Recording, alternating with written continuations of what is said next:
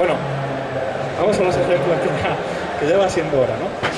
Bueno, los tres primeros ejemplos son una serie de fotografías que pues, se ha aplicado un efecto en 3D con mayor o menor fortuna, según ya vuestro juicio, pero bueno, la cuestión es esa, ¿no? Que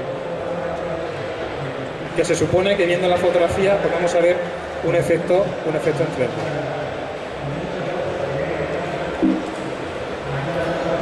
Bueno, pues aquí, como veis, la cámara va haciendo un zoom, se supone que la tubería que hay allí, ¿no? Un poco como que te da la sensación de profundidad, ¿vale? Pongo los tres ejemplos y luego, como son todos del mismo estilo, luego ya explicamos cómo se hace.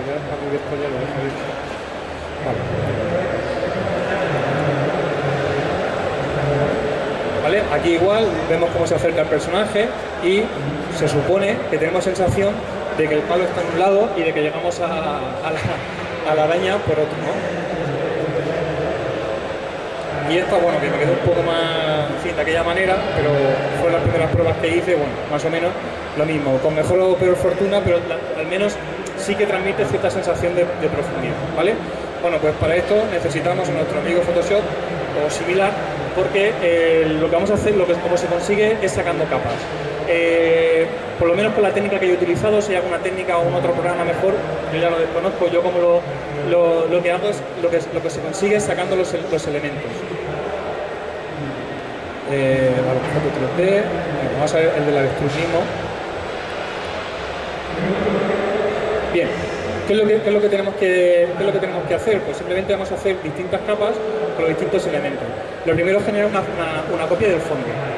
Aquí tenemos un problema gordo, por eso aquí no se puede hacer en todas las fotografías, o si lo hacemos tenemos que planearlo y hacer la fotografía antes y después es decir, los elementos que vayamos a fotografiar, hacer una fotografía sin ese elemento para que luego el fondo quede, no tener que inventarlo, y después hacer la misma fotografía con el mismo encuadre y demás, colocando el elemento.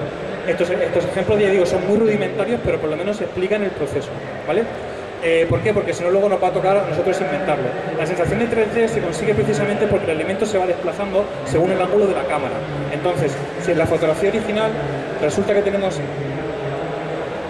aquí el avestruz, si yo hiciera aquí zoom, un zoom normal,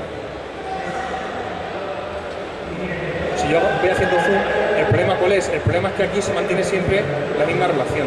Luego yo voy a tener que recortar el tubo de goma, lo que se ve ahí, ese tubo de goma yo voy a tener que recortarlo para que se vaya moviendo por la cabeza. Claro, lógicamente, yo no sé, en la imagen no está registrado, no está almacenado qué es lo que está detrás de la cabeza del avestruz. Bueno, pues si cogéis fotografías como esta que he cogido para salir del paso y no están preparadas para hacer la fotografía en 3D, lo que te toca utilizar es el tampón de clonar, supongo que lo utilizáis, que simplemente lo que hacéis con el tampón es cogéis una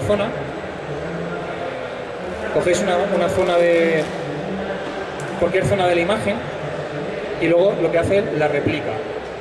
Entonces vais cogiendo distintas zonas, vais rellenando para conseguir cubrir ese hueco que cuando luego la cámara se mueva, al moverse la cámara y se queda al descubierto, ahí no puede no haber nada, porque tened en cuenta que hemos recortado.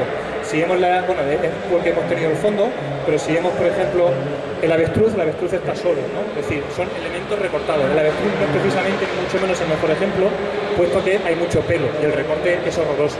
Lo que pasa es que tenía el cable delante y bueno, lo vi como un buen ejemplo quizás de ver esa profundidad de campo, ¿no?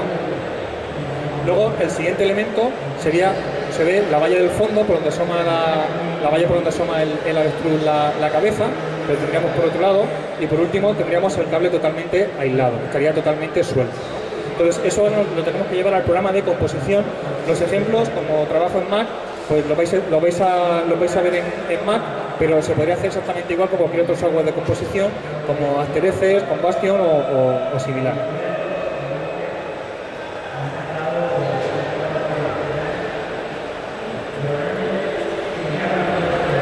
Vale, bueno, pues ahora voy a cambiar la resolución de pantalla. Vale. Bueno, pues esto se consigue de la siguiente manera. Primero tenemos que trabajar en 3D. Los programas... No veo muy bien. Los programas tienen siempre un modo de trabajo. Si trabajas en 2D, bueno, pues lo vas a trabajar todo como si fuera, digamos, en Photoshop, pero con movimiento, o le podemos decir que nos trabaje en 3D. En el momento en el que trabaja 3D vas a poder mover todas las capas que hayas integrado, las vas a poder mover en el espacio. Entonces nos interesa utilizar dos vistas para tener dos. Aquí vamos a tener la cámara activa y aquí pues vamos a coger, por ejemplo, una vista de perspectiva. En la vista de perspectiva sí que vamos a apreciar cómo los distintos elementos están separados en el espacio. Si elegimos cada uno de ellos, vamos a una vista de la izquierda, una vista lateral. Si vemos aquí los elementos, si dais cuenta tienen profundidad, realmente están situados en el espacio.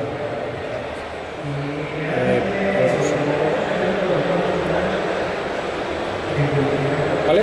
Si nos acercamos un poco más y demás, si os dais cuenta, ¿vale? Están realmente situados en un espacio tridimensional. Eso es lo que nos permite que al mover la cámara, lógicamente la visión de los objetos va a ir variando. En el momento en el que yo coja la cámara, vamos a quitarme un poco, en el momento en el que yo seleccione la cámara y la mueva, o si os dais cuenta, es el mismo efecto que he aplicado y conseguimos ese efecto precisamente porque estamos trabajando un espacio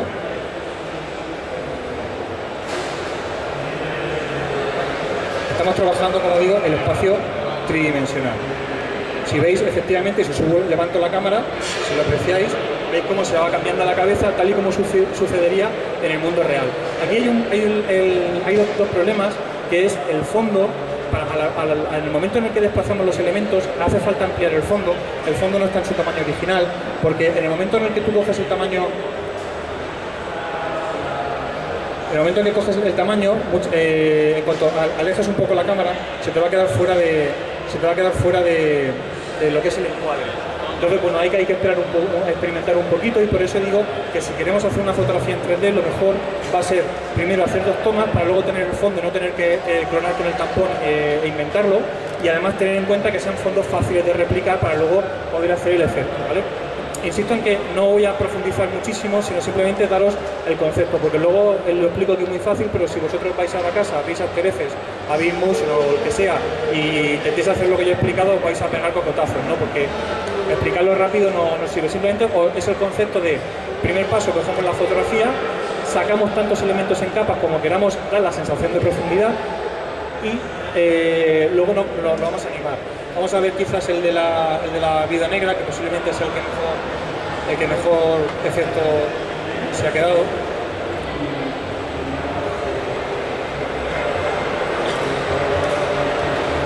Aquí nuevamente elegimos las dos vistas para estar siempre situados.